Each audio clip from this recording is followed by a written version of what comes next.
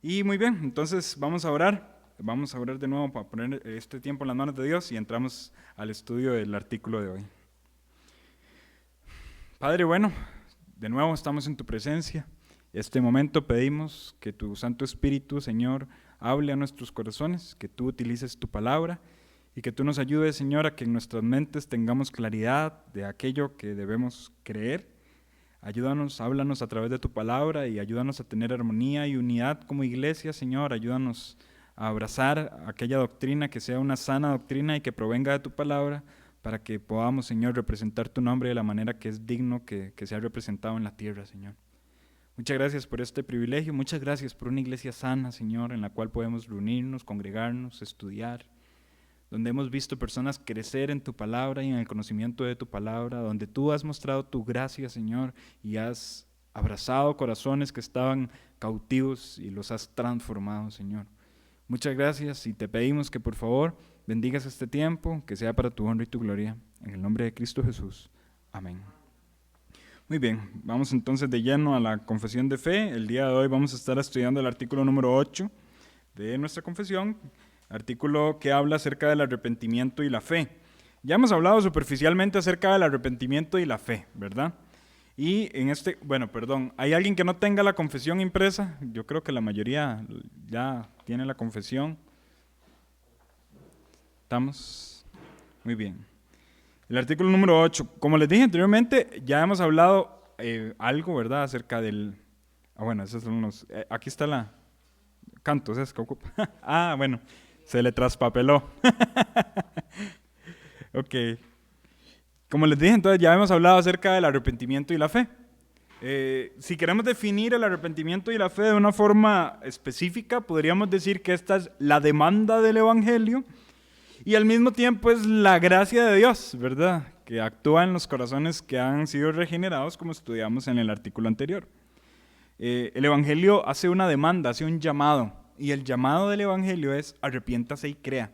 Yo creo que esto es válido detenerme un momento, unos minutos nada más, para hacer una pequeña aclaración y ya luego entramos de lleno al artículo. Pero cuando hablamos de arrepentimiento y fe, obviamente sí, es parte de la predicación del Evangelio. Pero si alguna vez a ustedes y a mí nos preguntan, ¿qué es el Evangelio? Tengamos cuidado con apresurarnos a decir, el Evangelio es que nos tenemos que arrepentir y creer. No, esto es lo que el Evangelio manda a hacer. Esto es el mandato del Evangelio, este es el llamado del Evangelio, ¿verdad? Pero el Evangelio es un mensaje, es una noticia, ¿verdad? ¿Cuál es esa noticia, hermanos? Que Cristo murió, fue sepultado y resucitó conforme a las Escrituras. ¿Se recuerdan cómo el apóstol Pablo habló de eso a los Corintios, verdad? Eso es el Evangelio. El Evangelio es Jesús. El Evangelio es la historia de Jesús. El Evangelio muestra a un Dios santo y a un ser humano pecador. El Evangelio muestra cómo el ser humano pecador no puede agradar a un Dios santo, pero cómo este Dios santo se desprendió, ¿verdad? De todo aquello que podría haber retenido. Tomó forma de siervo hecho semejante a los hombres, vino al mundo, se hizo como uno de nosotros, vivió una vida perfecta en obediencia a la ley, murió como sacrificio perfecto y sustituto por nuestros pecados, fue sepultado y resucitó al tercer día mostrando su poder. Y por medio de ese poder, ahora sí, a todo el que se arrepienta y crea, Él salva. Amén. Entonces, esto nos ayuda a no ser reduccionistas de lo que el Evangelio es. Porque si hay algo que como iglesia podría herirnos y podría debilitarnos, es reducir el mensaje del Evangelio, ¿verdad? Voy a ser también acá sincero antes de entrar al estudio como tal, pero es muy normal ver personas reduciendo el mensaje del Evangelio y lamentablemente lo que quitan es la mejor parte. ¿Y cuál es la mejor parte? La parte de Jesús. Y lo que hacen énfasis es la parte del hombre, o sea, arrepiéntase y crea, que está bien, hay que arrepentirse y creer. Pero nos arrepentimos porque nos confrontó un mensaje que Cristo tomó el lugar que era nuestro. Y creemos en lo que Cristo hizo y el poder que Él tiene para salvar. O sea, el arrepentimiento y la fe tienen que ir ligados a la predicación de que Cristo murió, fue sepultado y resucitó. Cuando usted y yo hablamos, tenemos que hablar de la vida de Jesús. Tenemos que hablar de Jesús, tenemos que hablar de lo que Él hizo. No tanto de lo que el hombre debe hacer. ¿Me estoy dando a entender? ¿Verdad? A veces reducimos el Evangelio y nos enfocamos solo en lo que el hombre debe hacer, pero no nos enfocamos en lo que Jesús hizo. Y lo que Jesús hizo fue morir, ser sepultado y resucitar, viviendo una vida perfecta, siendo Dios. Ese es el énfasis del Evangelio. Ahora, hoy nos vamos a concentrar entonces en el llamado del Evangelio. ¿Qué es lo que demanda el Evangelio? Arrepentimiento y fe. Voy a leer el artículo completo y ya luego nos detenemos en algunos aspectos en particular. Dice: creemos que el arrepentimiento y la fe son deberes sagrados y también gracias inseparables, forjadas en nuestras almas por el Espíritu regenerador de Dios, que al estar profundamente convencidos tanto de nuestra culpa, peligro e impotencia, así como de qué manera Cristo nos ha provisto de salvación, nos volvemos a Dios, con genuina contrición, confesión y súplica de su misericordia. Al mismo tiempo, con deseos de recibir al Señor Jesucristo como nuestro Señor, confiando solo en Él como el único y todo suficiente Salvador. Nos detenemos en algunos aspectos en particular y yo creo que lo primero que debemos decir es que aquí hay un contraste bastante interesante. Dice, el arrepentimiento y la fe, que aquí estamos hablando de dos palabras, ¿verdad? Arrepentimiento y fe. El arrepentimiento como aquella acción de volverme a un lugar contrario al que yo iba, ¿verdad? ¿Se recuerdan en el libro de Proverbios donde dice, si confesamos, el que confiesa y se aparta, alcanzará misericordia? Esta es la idea de arrepentimiento. No solamente remordimiento en el hecho de confesar, sino también la acción de apartarnos del pecado. En este caso sería ir rumbo al pecado, pero apartarme y devolverme o irme a una dirección contraria a la que yo iba. Eso es arrepentimiento, ¿verdad? No confundamos arrepentimiento con remordimiento, que a veces es muy fácil hacerlo. Arrepentimiento no es sentirme mal por haber hecho algo malo. Arrepentimiento es confesar delante de Dios que lo que hice fue mal y volverme en dirección contraria. ¿Amén? Yo a veces pongo el ejemplo cuando hablo de este tema de un trabajador en la oficina, ¿verdad? Que abre la gaveta y ve un montón de plata. Ay, yo estoy aquí ocupando plata, estoy urgido. Mi familia me está esperando, voy a coger la plata. Y la cojo y va al bolsillo y en ese momento entra el jefe.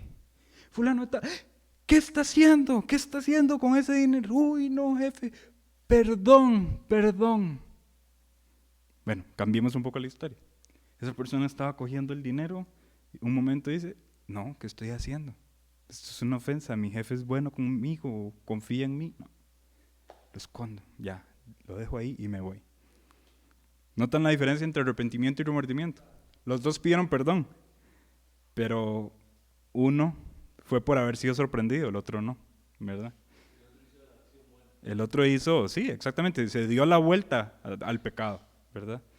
A veces hay cristianos, y me incluyo, porque a veces nos pasa como seres humanos, y yo creo que debemos ser humildes aquí al reconocerlo, ¿verdad?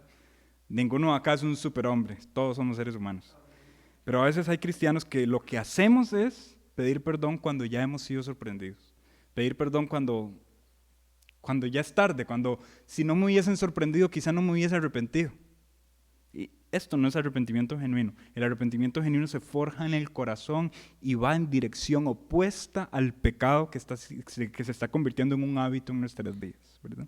Y la fe es la acción racional de creer. Marco iba a decir algo.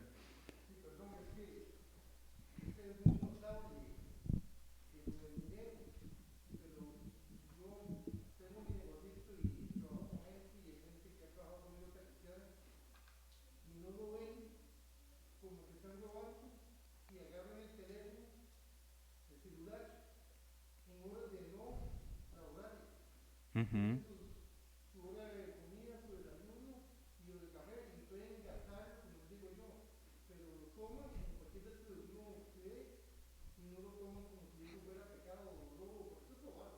Uh-huh. Sí, sí. Claro, eso es una muestra de lo malo que somos, que aún en cosas pequeñas, podríamos decir, estamos habituados, tenemos el hábito de no hacer lo que debemos hacer, ¿verdad?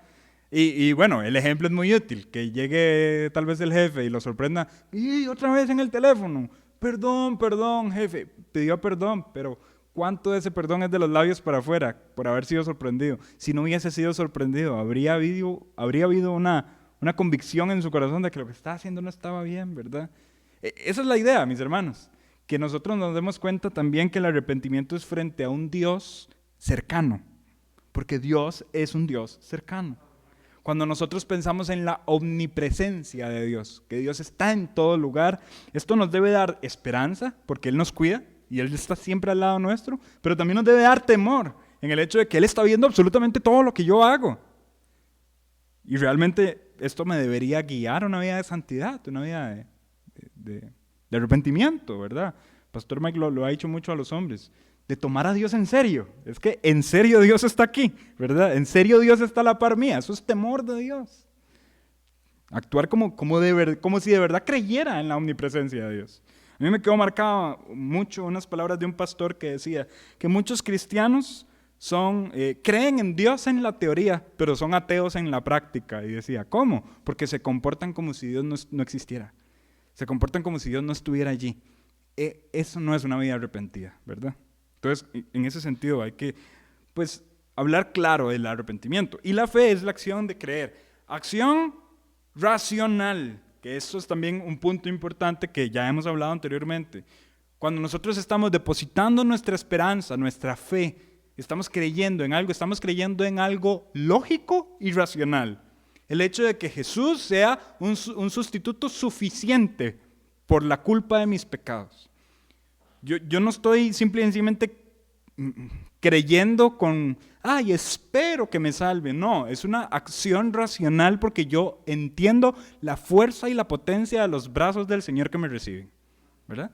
¿Han visto ese ejercicio que a veces se hace en trabajos o en colegios de déjese caer, ¿verdad? Y alguien lo ataja atrás, ¿verdad? Y la persona dejándose caer. Bueno, cuando yo me dejo caer es porque yo deposité mi confianza en que la persona de atrás tiene la capacidad de sostenerme, aunque lo que yo estoy viendo no necesariamente refleja o me da esa seguridad en sí. ¿Me voy a entender, hermanos? Bueno, cuando yo me dejo caer en los brazos del Señor Jesucristo, hay muchas cosas que yo no veo, pero si algo yo sé es que las manos del Señor son poderosas para sostenerme, ¿sí? Eso es fe. La fe está sustentada en algo racional. ¿En qué? En que el Señor es todopoderoso, en que el Señor me sostiene, en que el Señor tiene la capacidad de salvar mi culpa, de perdonar mi culpa, de limpiarme de toda mi maldad. Es una fe racional, ¿verdad?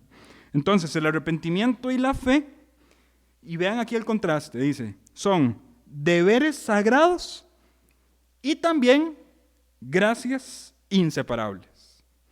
¿Qué quiere decir esto, verdad? Deberes sagrados, porque el Evangelio demanda esto. Arrepiéntase y crea, fue el mensaje de Jesús, la primera predicación de Jesús en público, ¿verdad? Sin contar aquella vez que a los 12 años habló, pero si nos ponemos a pensar, la primera vez que Jesús predicó ya después de su bautismo y la inauguración de su ministerio, ¿cuál fue la primera predicación de Jesús? Arrepentíos y creed en el Evangelio, Marcos 1:15, ¿verdad? Así de sencilla, así de corta. Era lo que decía Juan el Bautista también. Arrepentidos y creed en el Evangelio. El reino de los cielos se ha acercado. El reino de Dios se ha acercado. Arrepentidos y creed en el Evangelio. En ese sentido, es el deber. Arrepentirse y creer es un deber sagrado. Pero dice aquí en la confesión que también es una gracia inseparable. Porque, ¿qué es una gracia? Bueno, es un regalo, es un don, es algo que nos fue dado. Tanto es un deber para mí como también es una gracia. Es un deber porque yo debo responder en arrepentimiento y fe, pero es una gracia porque sin la regeneración yo no habría podido responder en arrepentimiento y fe. ¿Notaron el contraste, mis hermanos? El hecho de que yo pueda arrepentirme de mis pecados y pueda creer es en parte obra del Espíritu Santo en mi corazón. Pero el hecho de que yo me arrepienta y crea es un deber mío como ser humano. ¿Notaron el contraste, mis hermanos? Ambas cosas no se contradicen, sino que más bien se alimentan mutuamente, ¿verdad? Hay responsabilidad divina en nuestra salvación, claro, el Espíritu Santo quebrantando nuestro corazón. Hay responsabilidad humana en nuestra salvación, pues claro, el hombre arrepintiéndose de sus pecados y creyendo en Jesús. ¿Estamos claros, hermanos? ¿Sí? Son gracias inseparables y de hecho aquí sigue la tónica de lo que estoy diciendo. Forjadas en nuestras almas por el Espíritu regenerador de Dios. ¿Lo notaron? Es ese Espíritu que hablamos la semana pasada que regenera, el que nos capacita, el que nos ayuda para que voluntariamente, con una mente consciente, dice el artículo anterior, una santa disposición, ¿verdad? Es esa regeneración que ocurre en nuestro corazón la que capacita nuestra voluntad para que voluntariamente lleguemos al Padre y nos arrepintamos de nuestros pecados y creamos en Jesús. Esta es la gracia de la regeneración. Acompáñenme a Hechos capítulo 11. Hechos capítulo 11.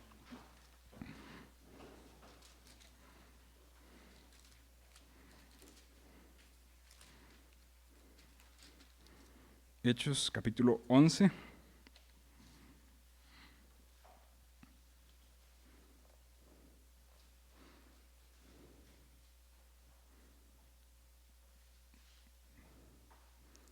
Vamos a leer, esto es un precioso informe, ¿verdad?, de Pedro que da a las iglesias en Jerusalén de lo que ha estado ocurriendo. Y vamos a ver, a partir del versículo 15, dice: cuando comencé a hablar, cayó el Espíritu Santo sobre ellos también, como sobre nosotros al principio. Pedro les está diciendo, ¿se acuerdan lo que ocurrió en Pentecostés?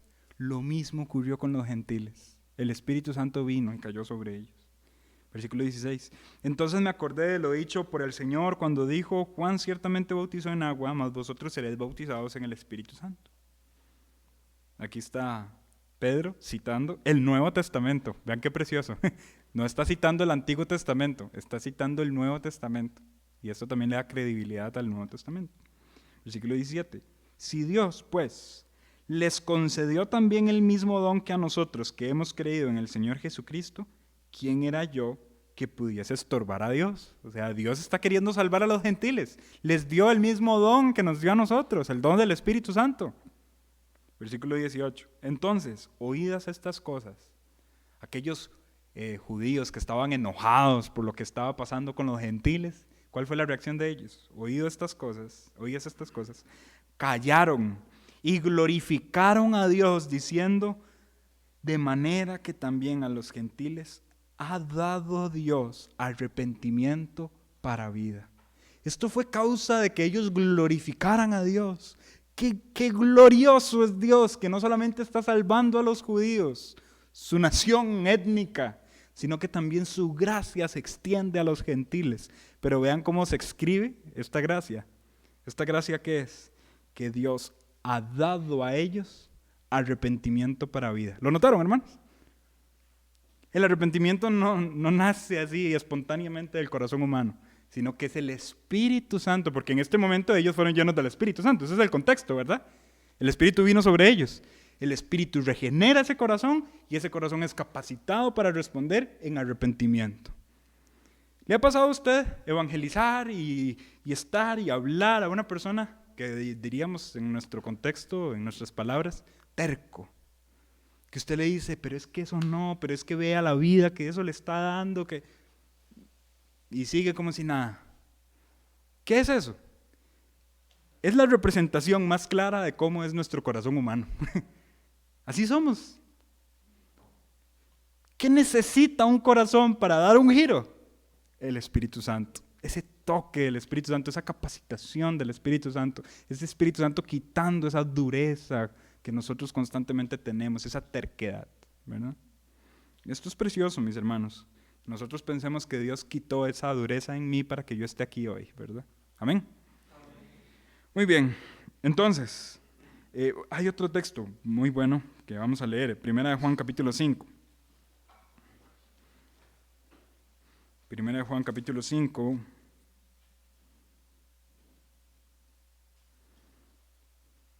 Versículo 1. Primera de Juan 5:1.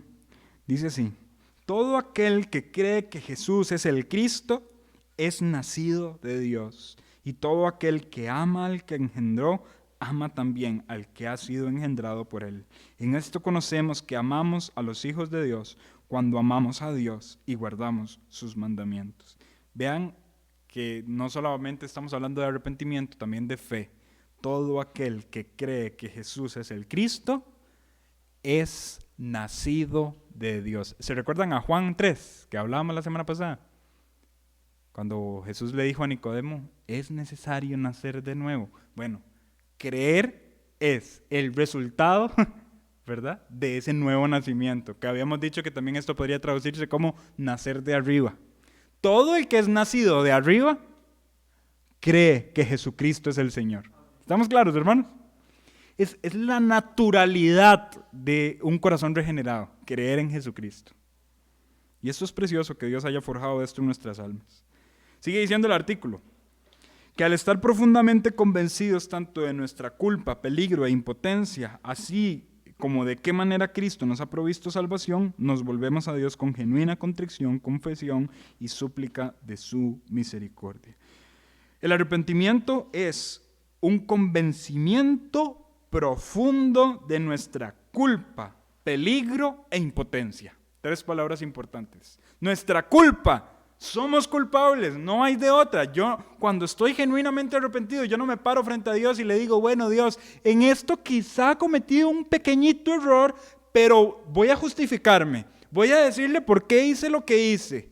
Porque fulano me hizo esto, porque me pasó aquello. Así somos los seres humanos, nos justificamos. No, el arrepentimiento genuino es, tengo la culpa. Yo soy el responsable. Yo pequé. Soy consciente, tengo una profunda convicción de que soy culpable. También tengo una profunda convicción del peligro. Esta culpa que tengo me acarrea un juicio. Soy culpable, Señor, y también soy merecedor del juicio que tú quieres emitir sobre mí. Y también de una impotencia. Es una profunda convicción de impotencia. No puedo hacer nada. Dios, me doy cuenta de lo malo que soy. Me doy cuenta de lo malo que merezco. Y lo peor de todo, me doy cuenta que soy tan malo que no puedo solucionar nada de lo que yo soy ni nada de lo que yo hago. Ese arrepentimiento es el verdadero arrepentimiento. ¿Se recuerdan al fariseo y al publicano orando en el templo? ¿Verdad? Aquel fariseo levantándose, yo no soy como ese pecador, porque yo diezmo, porque yo hago, porque... Y aquel publicano despreciado en su sociedad. ¿Saben lo que un publicano era, hermanos? Una persona, un judío, que prácticamente se había vendido a Roma para cobrarle impuestos a sus hermanos judíos. Y que en muchas ocasiones, esos publicanos que cobraban los impuestos para enriquecerse más ellos, no solamente cobraban lo que Roma cobraba, sino que cobraban más. Le daban a Roma su parte y se dejaban a ellos su parte. Entonces, todos los judíos odiaban a los publicanos por ser traidores para trabajar para Roma y por robarle a ellos. Los publicanos eran despreciados en esa sociedad. Cuando Jesús está contando esa historia, Él le está dando una bofetada al orgullo de los fariseos. Dice, ustedes que se creen lo más estimado en su sociedad, les voy a decir que el arrepentimiento de un publicano fue más genuino que el de ustedes. Porque el publicano estaba en el templo diciendo, sé propicio a mi pecador.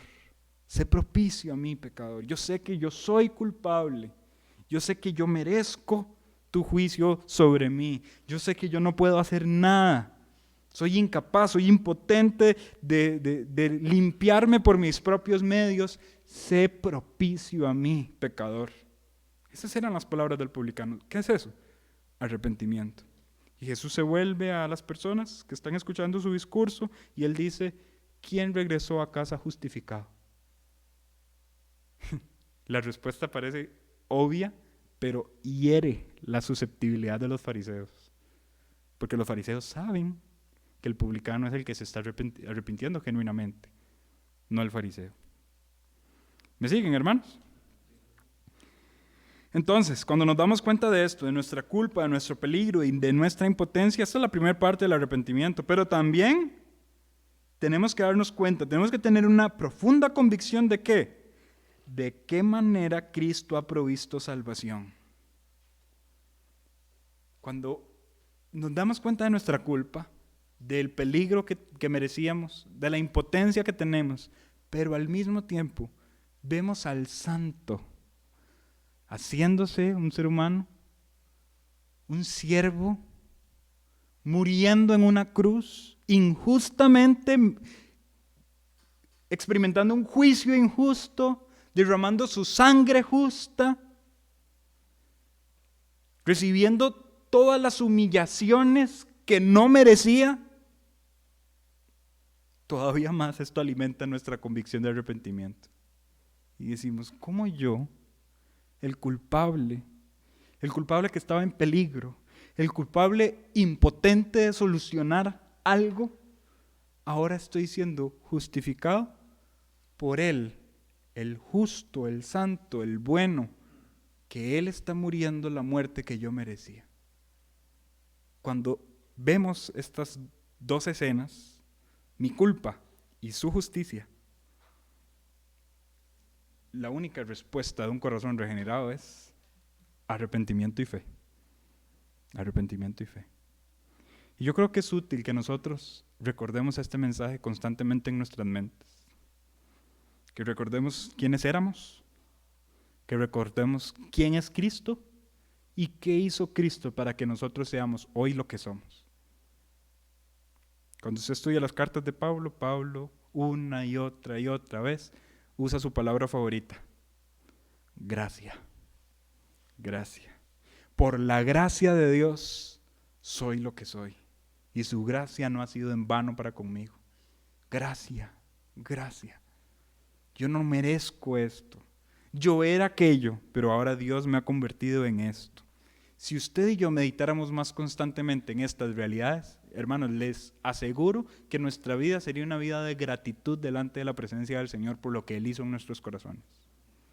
Y una vida de gratitud se demuestra sirviendo, honrando, obedeciendo, agradando al Padre. No demostramos gratitud cuando nos ofrecemos al pecado.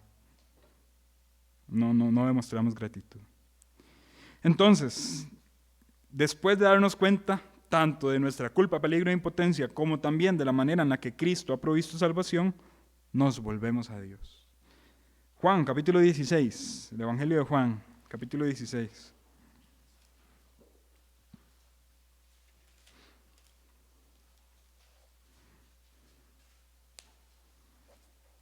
Vean cómo esta preciosa obra, de nuevo, el Nuevo Testamento sigue dando contundentes declaraciones de que es fruto del Espíritu Santo en nuestro corazón.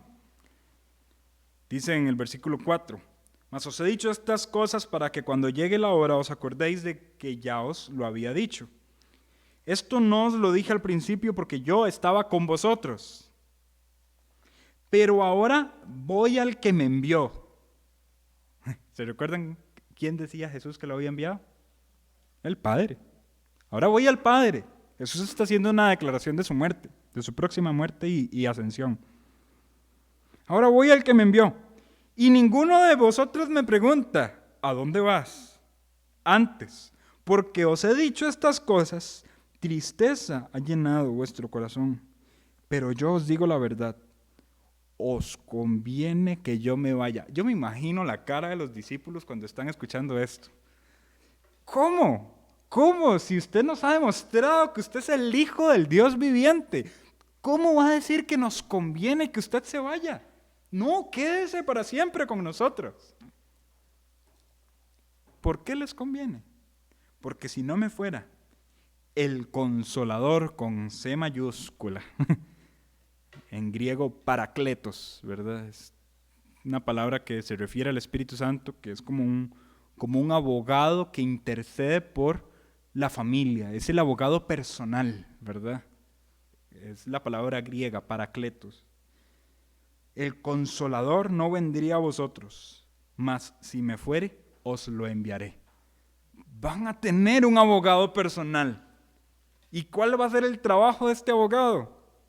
Y cuando Él venga, convencerá al mundo de pecado, de justicia y de juicio. De pecado por cuanto no creen en mí, de justicia por cuanto voy al Padre y no me veréis más, y de juicio por cuanto el príncipe de este mundo ha sido ya juzgado. Aún tengo muchas cosas que deciros, pero ahora no las podéis sobrellevar. Pero cuando venga el Espíritu de verdad, Él os guiará a toda la verdad, porque no hablará por su propia cuenta, sino que hablará todo lo que oyere y os hará saber todas las cosas que habrán de venir. ¡Qué gozo, hermanos, escuchar esto! Para los creyentes, Para aquellos que confían plenamente en lo que la Escritura dice, la ascensión de Cristo no es causa de tristeza, sino que la tercera persona de la Trinidad ha venido al mundo para convencernos de nuestro pecado, para convencer de justicia y de juicio. Y precisamente por este don otorgado al mundo, llamado Espíritu Santo, es que usted y yo hemos podido acceder a la salvación. Amén.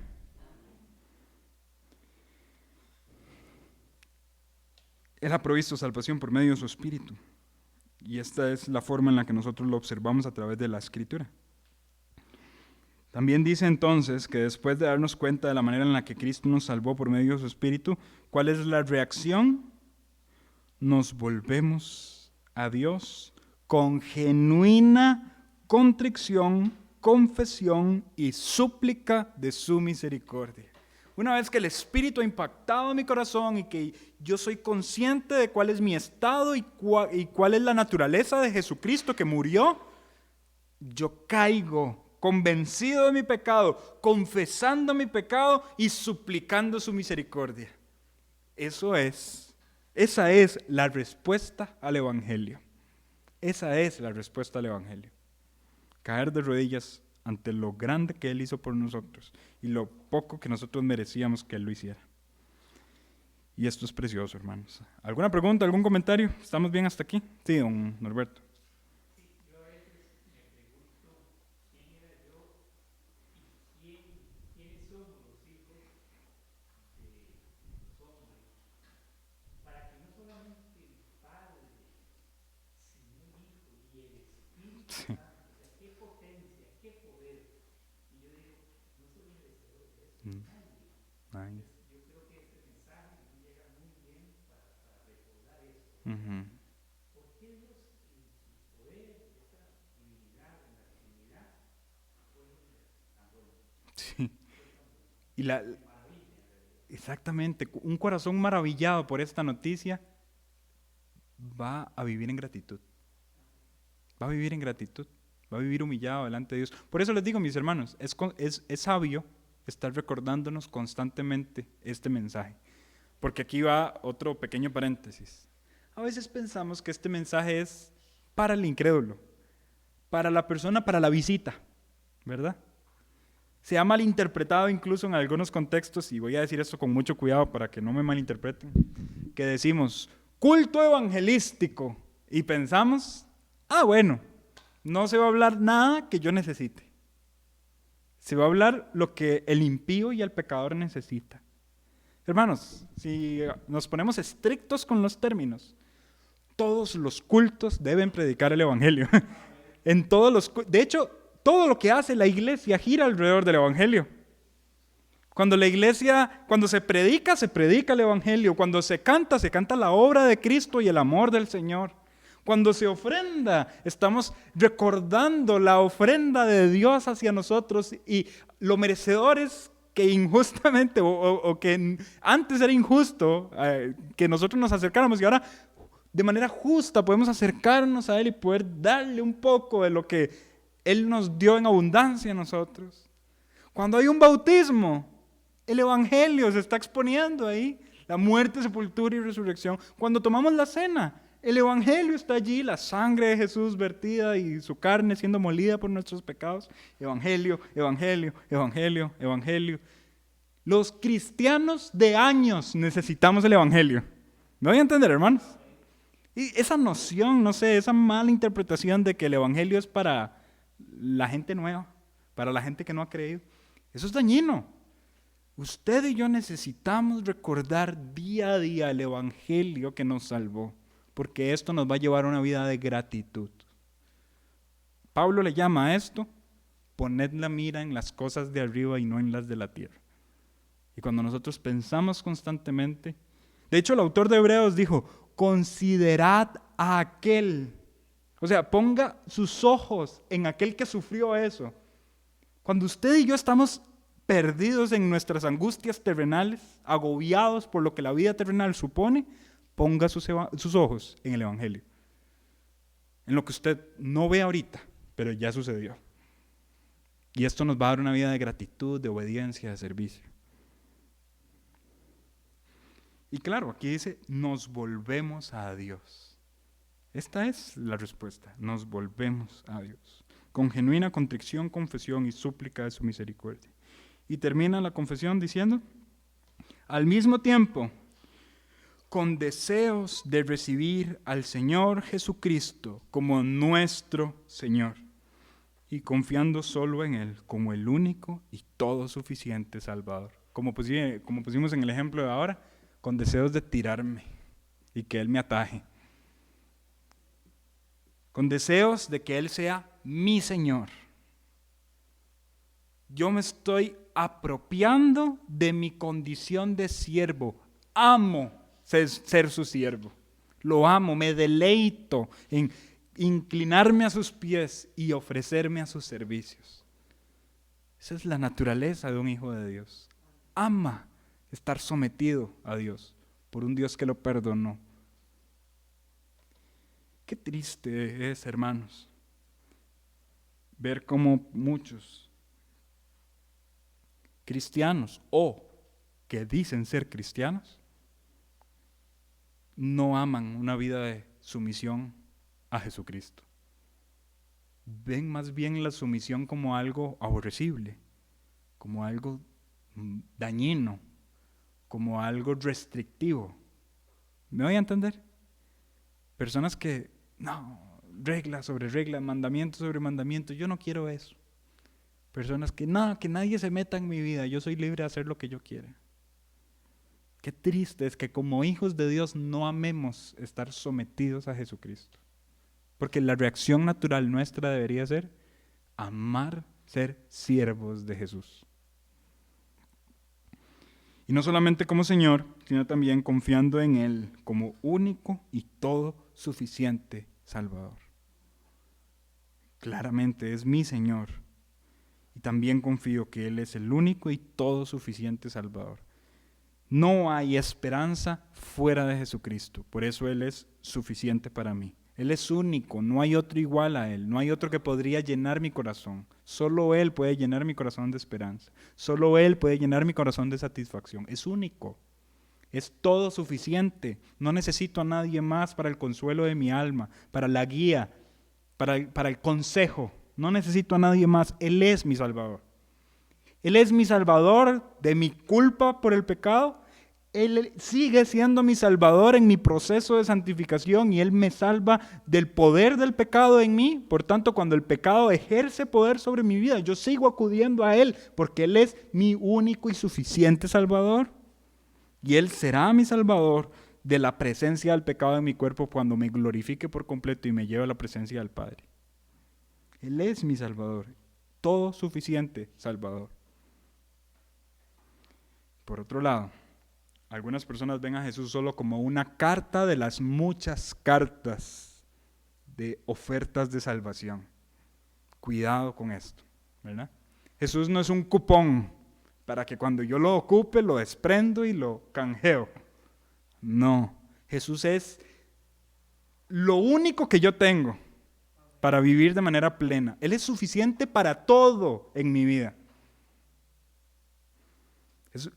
Es constante el hecho de ver personas que dicen creer en Jesús como Salvador, pero acuden a otros medios y a otras vías para la salvación de sus vidas, para la salvación de su presente, para la salvación de sus angustias, para la salvación en sus depresiones, para la salvación en sus malas decisiones, etcétera, etcétera. Y puedo poner ejemplos de sobra.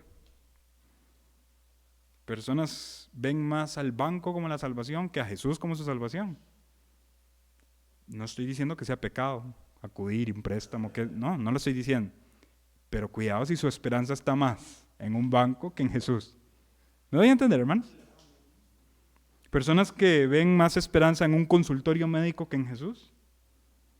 Incluso hoy por hoy, personas que tienen más esperanza en una vacuna que en Jesús. Y de nuevo, no me malentiendan, no estoy satanizando nada de esto. No es pecado ir al consultorio, no es pecado vacunarse, no es pecado ir al banco, no. Pero el asunto es que nuestra esperanza no debería estar depositada en eso. Es que Jesús es mi Salvador.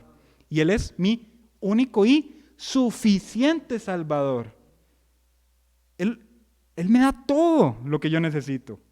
Él es suficiente para todas mis angustias. Él es suficiente para todos mis problemas. Él es suficiente. A veces minimizamos a Dios y sí, qué bonita la vida religiosa, a Dios, adorarle, pero me está pasando esto. Ah, bueno, ya esto está fuera de los alcances de Dios. Ahora mejor acudimos a un profesional. ¿No es así?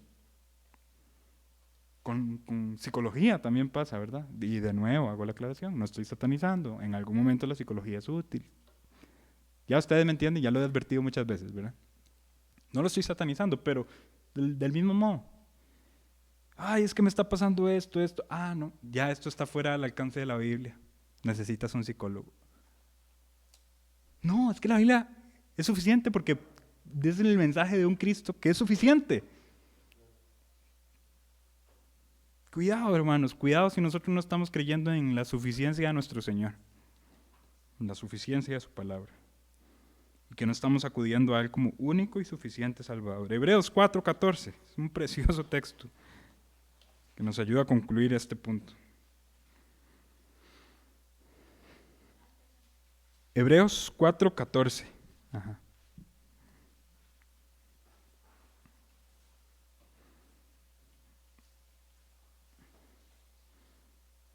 Vamos a leer hasta el 16. Por tanto, teniendo un gran sumo sacerdote que traspasó los cielos, Jesús, el Hijo de Dios, retengamos nuestra profesión, porque no tenemos un sumo sacerdote que no pueda compadecerse de nuestras debilidades, sino uno que fue tentado en todo según nuestra semejanza, pero sin pecado. Acerquémonos, pues, confiadamente al trono de la gracia para alcanzar misericordia y hallar gracia para el oportuno socorro. Él es suficiente. Y el llamado es acercarme a Él, porque Él es mi Salvador. Cuando nosotros entendemos el Evangelio, cuando nosotros entendemos lo que ocurrió en nuestras vidas, vamos a entender que Él es la única solución. Y aquí, de nuevo, sincerémonos, seamos sinceros. ¿Cuántas veces acudimos a otras vías de solución antes que acudir a Cristo mismo? Y de nuevo, como lo dije anteriormente, yo me pongo también y me incluyo en el grupo de los pecadores que hacemos eso. Tengo una angustia en tal parte, bueno, acudo a esto, acudo a aquello, acudo, y cuando veo que nada pudo solucionarme, Señor Jesús, ayúdame, ayúdame por favor. Hermanos, Él es todo suficiente para mí. Debería ser la primera fuente a la cual yo debería acudir en mis necesidades. Cuando nosotros lo vemos como el Salvador, no lo vemos solo como el Salvador de mi culpa pasada, sino de toda mi vida, ¿verdad? Es único y suficiente Salvador. Y muy bien, mis hermanos, entonces este es el artículo 8 acerca del arrepentimiento y la fe. Y vimos cómo es un deber y también es una gracia. Vimos cómo nos lleva a una genuina y profunda convicción de nuestra culpa, peligro e impotencia, y eventualmente nos lleva a ver a Cristo de la manera como Él, siendo santo, justo y bueno, murió por nuestros pecados, y la consecuencia de ellos volvernos a Dios de una manera genuina en contrición, confesión y súplica, confesándolo como nuestro Señor y depositando nuestra confianza en Él como todo y único suficiente Salvador. Eso es arrepentimiento y fe. Ya la próxima semana, como les dije, vamos a detener un poquito y vamos a hablar más de misiones, y ya luego retomamos el tema de la confesión de fe. ¿Alguna última pregunta, algún último comentario? ¿Todo está claro? Muy bien, don Leonel.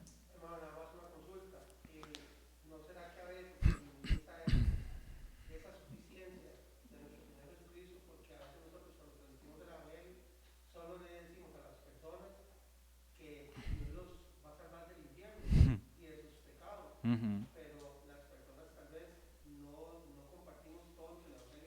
Sí.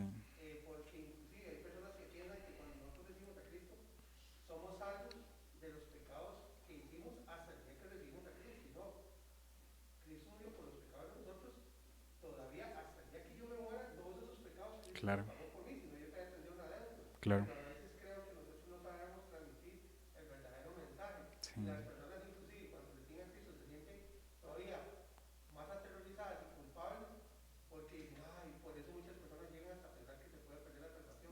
Ujú. porque creen que sus pecados, después de que recibieron a Cristo, son peores. Que si son peores porque ya nosotros tenemos conciencia de que estamos fallando al único verdadero Dios, pero Dios es suficiente. Ujú, ujú. Nosotros no deberíamos recurrir a nada más y también entender que Él, a pesar de que sabía eso, nos amó. Claro. Y sí, estoy completamente de acuerdo en el hecho de que hay un error en la transmisión del Evangelio y ofrecer a Jesús solamente como un salvavidas del infierno. Pero Jesús es mucho más que eso. El Evangelio es mucho más que eso. No me salva solo de la culpa del pecado, sino también del poder del pecado y en su momento de la presencia del pecado en mi vida. Es una salvación completa, es una salvación total. Aquí las personas cuando escuchan a los bautistas, porque hermanos, vamos a ver, estamos estudiando una confesión bautista, ¿verdad? Claramente esto se va a oponer a mucho de lo que el evangelicalismo moderno postula y cree. Pero por eso muchos cuando ven a un bautista predicar acerca de la salvación, lo primero que dicen es, ay, así que fácil. Se arrepienten, creen, ya la salvación no se pierde y entonces vivamos la vida que queramos porque de ahí ya la salvación no se pierde. Eso es no entender la salvación. Porque Dios no me salva solo del destino que yo merecía, sino también de los deseos y de los placeres con los que yo me satisfacía. Una persona salva no va a decir eso. Una persona genuinamente salva no va a decir, bueno, como la salvación no se pierde, voy a ir a pecar todo lo que quiera. No, porque su deseo ya no va a ser pecar todo lo que quiera. Su deseo va a ser otro. Él va a tener hambre por la palabra, él va a tener hambre por la iglesia, él va a tener hambre por la oración, él va a tener hambre, que puede resbalar en sus pecados y en sus luchas. Sí, lo vamos a hacer, pero un todo suficiente Salvador está allí para socorrernos. Pero que vamos a divertirnos en la vida mundana y pecaminosa. No, hermanos. La disciplina del Señor llega a sus hijos. Pero los que no son hijos de Dios, se pueden disfrutar el pecado. Charles Spurgeon decía que una oveja puede caer en el barro, pero solo un cerdo se revuelca en él. Nos vamos a ensuciar de pecado, los hijos de Dios, sí. Pero no vamos a disfrutar el barro como un cerdo lo disfruta. ¿Me siguen, hermanos? La naturaleza es otra. La naturaleza es distinta. Incluso la oveja en algún momento puede revolcarse en ese barro quizá, pero luego va a sentir la culpa y el peso del barro sobre su cuerpo. Un cerdo no. Un cerdo no se va a sentir demasiado sucio. Es su naturaleza. La naturaleza de un hijo de Dios no es esa. Definitivamente no es esa. ¿Algo más para enriquecer, verdad, este estudio? ¿Estamos? Muy bien. Vamos a orar entonces y ir al tiempo de oración. Gracias, Padre, por la oportunidad que nos has dado de estudiar tu palabra de nuevo. Y gracias, Señor, porque por medio de tu Espíritu Santo tenemos la dicha y el gozo de decir el día de hoy que nos hemos arrepentido de nuestros pecados y hemos creído en ti. Y no fue solo algo del pasado, sino que como hijos tuyos, nuestra vida debe seguir siendo una vida de arrepentimiento y fe. Debemos seguir arrepintiéndonos de nuestros pecados y seguir creyendo en ti como creímos el primer día en el que nos encontramos con tu gracia. Gracias, Padre bueno, por este arrepentimiento que, si bien es cierto, es un deber nuestro, también es una gracia tuya forjada en nuestros corazones por el Espíritu regenerador. Y gracias porque de no ser por tu Santo Espíritu, nuestro corazón no habría llegado a esta santa convicción. Gracias, Señor, por las maravillas que haces a través de la obra del Espíritu en nuestras vidas y porque nos guías a una vida que voluntariamente te busque, una vida que voluntariamente quiera obedecerte, amarte, servirte. Padre, ayúdanos a disfrutar esta vida, a disfrutar el gozo de la salvación, sometiéndonos a tu señorío